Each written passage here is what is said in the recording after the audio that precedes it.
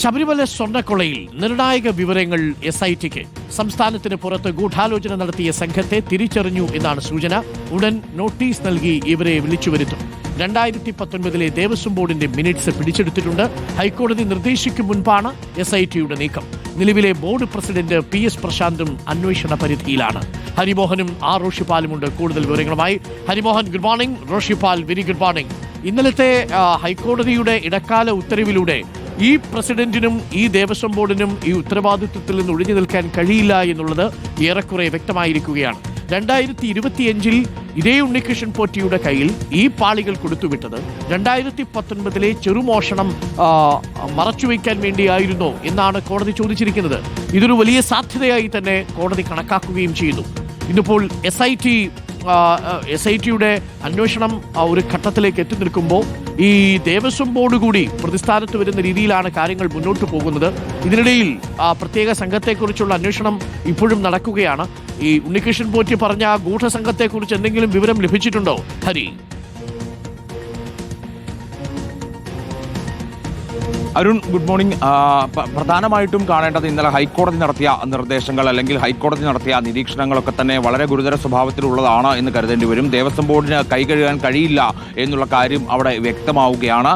പക്ഷേ ഇതിൽ ഏറ്റവും ശ്രദ്ധിക്കേണ്ട കാര്യം ആദ്യ അന്വേഷണ പുരോഗതി റിപ്പോർട്ട്, അത് പ്രത്യേക അന്വേഷണ സംഘം SIT നൽകിയിട്ടുള്ളത് ഈ മിനിറ്റ്സ് അടക്കം പരിശോധിച്ച ശേഷമാണ് എന്നുള്ള കാര്യത്തിൽ കുറച്ചുകൂടി വ്യക്തത വന്നിരിക്കുന്നു എന്നുള്ളതാണ്. ഹൈക്കോടതിയുടെ നിർദ്ദേശം ഇന്നലെയാണ് വന്നത്, 2019 മിനിറ്റ്സ് പിടിച്ചെടുക്കണം എന്നതടക്കമുള്ള കാര്യങ്ങൾ. പക്ഷേ ഇതേ മിനിറ്റ്സ് നേരത്തെ തന്നെ SIT ദേവസ്വം ബോർഡിലെത്തി ശേഖരിച്ചിരുന്നു എന്നുള്ളതാണ് ലഭിക്കുന്നൊരു വിവരം. മാത്രമല്ല അതിനകത്ത് നിന്ന് ലഭിച്ച വിവരങ്ങൾ കൂടി ഉൾപ്പെടുത്തിക്കൊണ്ടാണ് ആദ്യ അന്വേഷണ പുരോഗതി റിപ്പോർട്ട് ഹൈക്കോടതിയിൽ സമർപ്പിച്ചത്.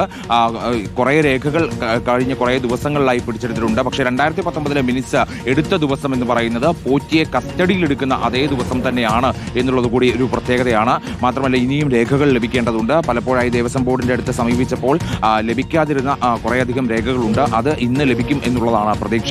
മറ്റൊന്ന് പ്രധാനപ്പെട്ടത് അരുൺ ചോദിച്ചതുപോലെ ഈ ഗൂഢസംഘം, ആ ഗൂഢസംഘത്തെക്കുറിച്ചുള്ള വിവരങ്ങൾ നിലവിൽ SITക്ക് ലഭിച്ചിട്ടുണ്ട് എന്നുള്ളതാണ് പ്രാഥമികമായിട്ട് ലഭിക്കുന്ന വിവരങ്ങൾ.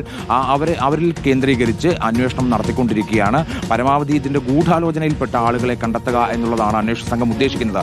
അതിന്റെ അടിസ്ഥാനത്തിലാണ് ഈ കർണാടകയിലും ഒപ്പം തന്നെ തമിഴ്നാട്ടിലും ഹൈദരാബാദിലും ഒക്കെയായി തന്നെ ഗൂഢാലോചന നടത്തിയ സംഘത്തിലേക്ക് വെളിച്ചം വീശുന്ന കുറേ തെളിവുകൾ കഴിഞ്ഞ ദിവസം നടത്തിയ ചില ചോദ്യം ചെയ്യലുകളിൽ, ചില മൊഴിയെടുപ്പുകളിലൊക്കെ തന്നെ അന്വേഷണ സംഘത്തിന് ലഭിച്ചിട്ടുണ്ട് എന്നുള്ളതാണ് വിവരം. അതായത് ഉണ്ണികൃഷ്ണൻ പോറ്റിയെ മാത്രമല്ല ഈ കഴിഞ്ഞ ദിവസങ്ങളിലൊക്കെ തന്നെ ചോദ്യം ചെയ്തിട്ടുള്ളത്, പല ആളുകളെ ചോദ്യം ചെയ്ത് വിട്ടയച്ചു എന്നുള്ള വിവരങ്ങൾ കൂടിയുണ്ട്.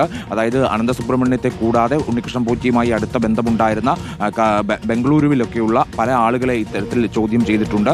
അവരെയൊക്കെ ചോദ്യം ചെയ്ത് വിട്ടയക്കുകയായിരുന്നു. അപ്പോൾ ഇത്തരത്തിൽ ഇവരിൽ നിന്ന് കൃത്യമായ വിവരങ്ങൾ ഈ ഗൂഢസംഘത്തെക്കുറിച്ച് ലഭിച്ചിട്ടുണ്ട് എന്നുള്ളതാണ് പറയുന്നത്.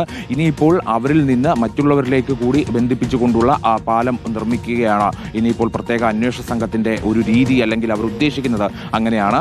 അതുവഴി ഈ നേരത്തെ സൂചിപ്പിച്ച ഉണ്ണികൃഷ്ണൻ പോറ്റി സൂചിപ്പിച്ച ഈ ഗൂഢാലോചനയ്ക്ക് പിന്നിലെ കേരളത്തിൽ നിന്നുള്ള ഉന്നതരിലേക്ക് എത്താനാണ് ഉദ്ദേശിക്കുന്നത്. ഹൈക്കോടതി നിലപാട് കടുപ്പിച്ച സ്ഥിതിക്ക് ഇനിയിപ്പോൾ എന്തായാലും അതിവേഗത്തിൽ തന്നെയായിരിക്കും നടപടി എന്നുള്ള കാര്യത്തിൽ സംശയമില്ല. അതിന്റെ ഭാഗമായിട്ട് ഇനി അതിവേഗത്തിൽ ലഭിക്കാനുള്ള രേഖകൾ ശേഖരിക്കും.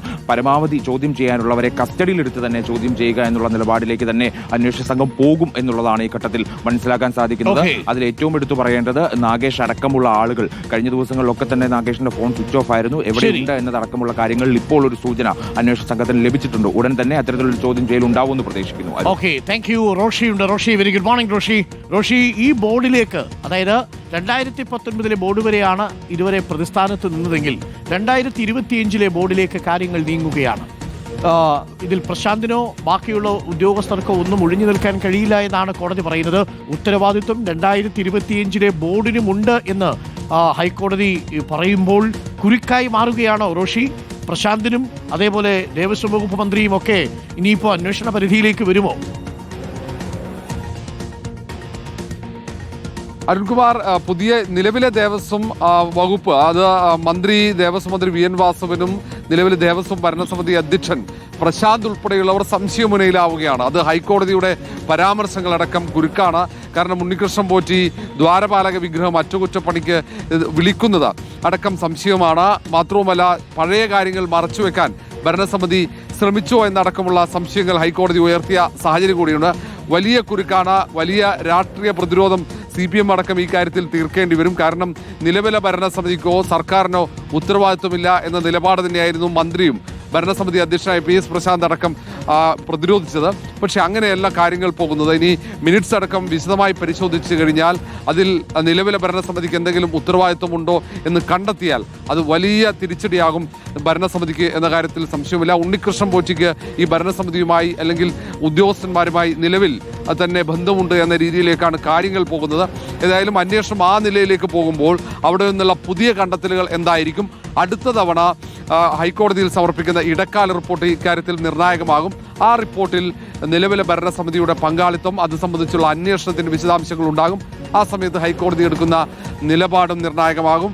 പഴയ ഭരണസമിതിയെ മാത്രം പ്രതിപട്ടികയിൽ ഉൾപ്പെടുത്തിയാണ് ഇപ്പോൾ അന്വേഷണം മുന്നോട്ട് പോകുന്നത്.